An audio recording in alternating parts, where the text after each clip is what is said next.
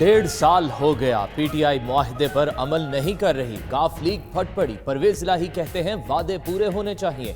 हुकूमतें इत्तेहाद से चलती हैं, एतबार खत्म हो जाए तो बहाल नहीं होता।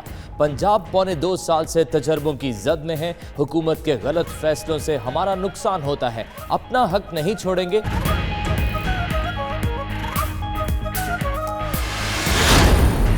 कमेटी उनकी मर्जी है, चाहे वो रोज कमेटी बने। कमेटी बनाई जाती है जिनको सीरियस लिया जाना हो। 1.5 साल का अरसा गुजर गया। जिस आदमी के खिलाफ हम एजिटेट कर रहे हैं कि उस रिटर्न मुआहदे पर अमल दरामद नहीं हुआ, उसको कमेटी में डाल दिया गया। अगर उस पर अमल दरामद 1.5 साल में नहीं हो सका तो मुझे बताएं, मेरी जगह आप हो, आप क्या करें।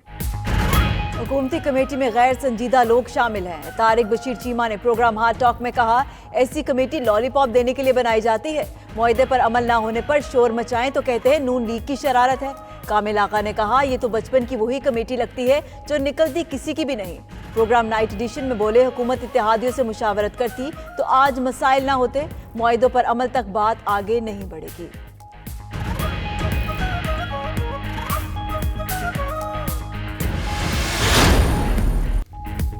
इत्तेहादियों में बर्फ ना पिघली। शफकत महमूद की परवेज इलाही से मुलाकात बेनतीजा रही। वफाकी वजीर ने लाहौर में स्पीकर पंजाब असम्बली के घर जाकर मुलाकात की। जराये के मुताबिक वो काफ लीग की क़यादत को नई कमेटी से मुज़ाकरात पर कायल न कर सके। शफकत महमूद कहते हैं परवेज इलाही से अच्छी मुलाकात हुई, इत्तेहाद खत्म करने पर के लिए जो करना पड़ा करेंगे।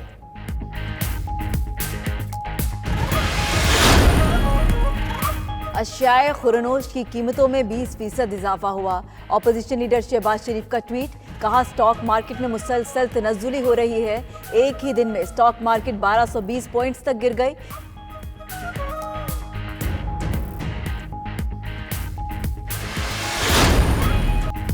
महंगाई के सताए अरकान पार्लिमान अपनी तनख्वाहें बढ़ाने में कामयाब ना हो सके। सेनेट में चेयरमैन, स्पीकर और अरकान की तनख्वाहों में इजाफे का बिल मुस्तरद। हुकूमत के अलावा बड़ी अपोजिशन जमातों ने भी बिल की मुखालफत की। मोहरिक नसीबुल्लाह बाज़ाई बिल मुस्तरद होने पर बरहम, कहते हैं तमाम सेनेटर्स ने बिल पेश करने की हिमायत की। शाम में सब बदल गए।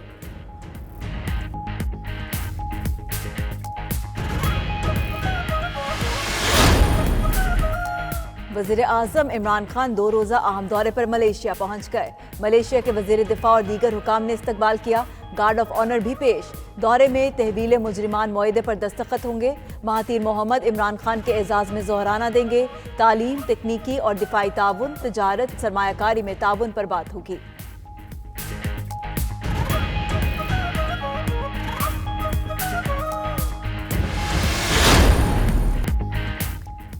चीन में फंसे पाकिस्तानियों की वतन वापसी शुरू। चीन का वुहान के सिवा दीगर तमाम शहरों में मुकीम पाकिस्तानियों को वापस भेजने का ऐलान। 3 परवाजें 252 मुसाफिरों को लेकर इस्लामाबाद पहुंच चुकी।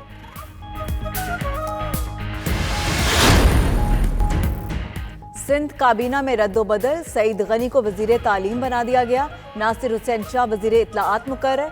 जाम अकराम को वजीर एंटी करप्शन बना दिया गया। सुहेल सयाल से एंटी करप्शन का कलमदान वापस ले लिया गया।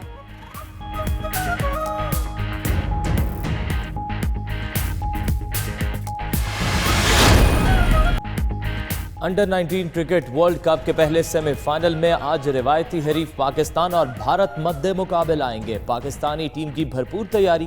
कप्तान रोहेल नजीर कहते हैं कि पिछली गलतियां नहीं दोहराएंगे। हैदर अली और फाहद मुनीर को भी जीत का यकीन। मैच पाकिस्तानी वक्त के मुताबिक दोपहर 1 बजे शुरू होगा।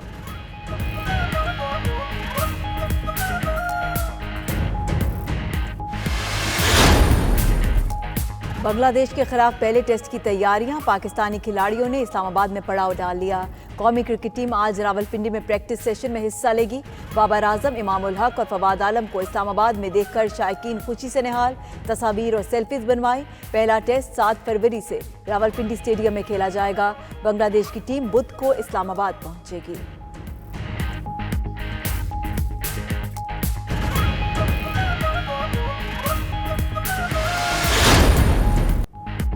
मालम जगह में स्की मुकाबलों में शिरकत के लिए गैर मुल्की खिलाड़ियों की पाकिस्तान आमद। मुख्तलिफ मुल्कों में ताल्लुक रखने वाले 36 स्कीयर्स सवात पहुंच गए।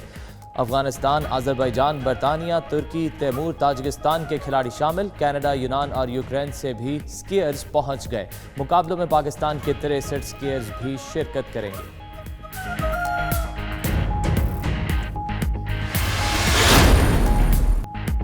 मुमताज अदीब बानो कुदसिया की आज तीसरी बरसी। बानो कुदसिया उर्दू अदब का ऐसा नाम जो कभी भी किसी तारुफ का मोहताज नहीं रहा। बानो आपा ने रेडियो ही नहीं बल्कि टीवी के लिए भी कई शाहकार ड्रामे तख्लीक किए।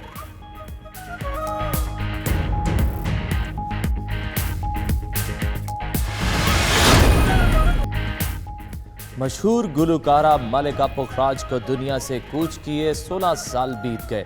मलिका पुखराज आज भी अपने मखसूस अंदाज की वजह से क्लासिकल गायकी के मद्दाहों के दिलों में जिंदा है।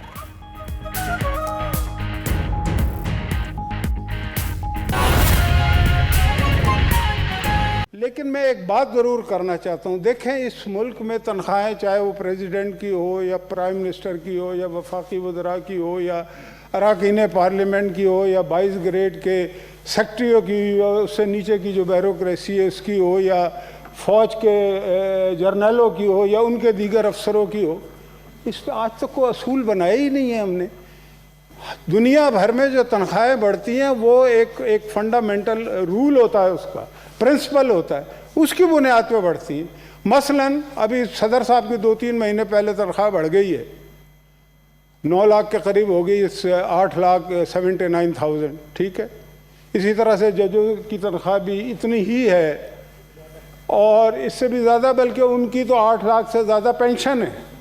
अब ये इसी मुल्क में हो रहा है, जिस मुल्क में कम से कम तनख्वाह जो है वो 17,000 है और वो भी पूरी नहीं दी जाती पब्लिक सेक्टर में, ख़ास तौर से प्राइवेट सेक्टर में। पब्लिक सेक्टर का भी बुरा ही हाल है। तो मैं ये कहना चाहता हूँ कि ज़रूर रखें आप 9 लाख रुपए प्रेसिडेंट की, मुझे कोई इस पर एतराज़ नहीं। प्राइम मिनिस्टर हाउस ने भी, प्राइम मिनिस्टर साहब ने भी ये कहा कि मेरा गुजारा नहीं हो तो उनकी भी बढ़ा दें, मुझे कोई एतराज़ नहीं। बाकी लोग वफाकी वज़रा की भी बढ़ जाए, लेकिन 9 लाख अगर सदर की हो तो उसकी 10% ग्रुप 1 और 2 की भी तो होनी चाहिए ना। उसने भी तो जिंदा रहना है या नहीं रहना। तो अगर 9 लाख आप प्रेसिडेंट को देते हैं तो 90,000 ग्रुप 1 और 2 को भी दें, 3 को भी दें, 4 को भी दें। और उसके बाद ये डिस्पैरिटी को दूर करें कि जिसका दाव लगा उसने अपनी तनख्वाह बढ़ा ली है, जिसका दाव नहीं लगा वो रोता फिर रहा है। ये तो कोई मतलब के तरीका तो नहीं है ना। तो मैं ये कहना चाहता हूँ कि एक तो दो किस्म के तबके हैं हमारे मुल्क में। एक तो छोटे तनख्वाहदार हैं, कंट्रैक्चुअल्स हैं, डेली वेज है। इनमें से कुछ पब्लिक सेक्टर में है, कुछ प्राइवेट सेक्टर में। इसी तरह के कुछ ऐसे लोग हैं जो ना पब्लिक सेक्टर में है ना प्राइवेट सेक्टर में। वो कोई रेहड़ी वाला है, कोई मतलब के छोटी सी दुकान है, किसी का खोखा है, किसी का कुछ है, ना लोगों के पास ये एक बात जहन में और रखें कि ये सोशल वेलफेयर स्टेट नहीं है पाकिस्तान।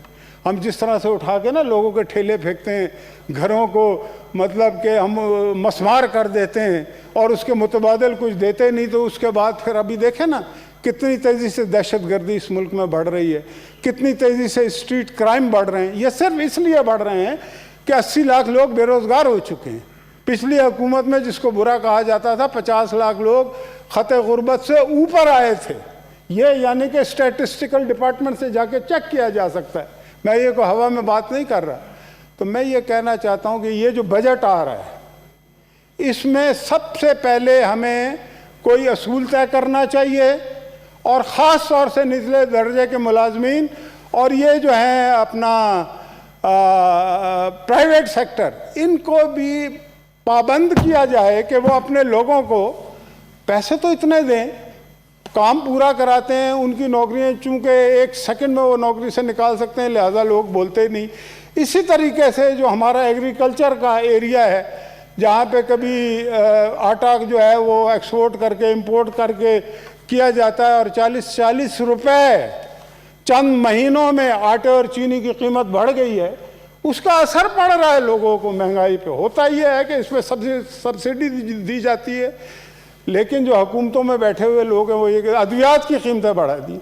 ये सब सब्सिडाइज करनी चाहिए ताकि वो लोग जो ना पब्लिक सेक्टर में है ना प्राइवेट सेक्टर में, उनके ऊपर भी ये महंगाई जो है ना, इसके असरात कम से कम हो। और ये जो बजट आने वाला है, इसके अंदर हमें ये फंडामेंटल्स तय करने चाहिए। हमें निचले दर्जे के मुलाजमीन की तनख्वाहों को बढ़ाना चाहिए और फिर उसके बाद चाहे पार्लियामेंट के लोगों की बढ़ाएं, दीगर लोगों की। और मैं मीडिया के भी बारे में, हमारे भाई ने एक बात की है, मैं मीडिया की भी ये बात करना चाहता हूँ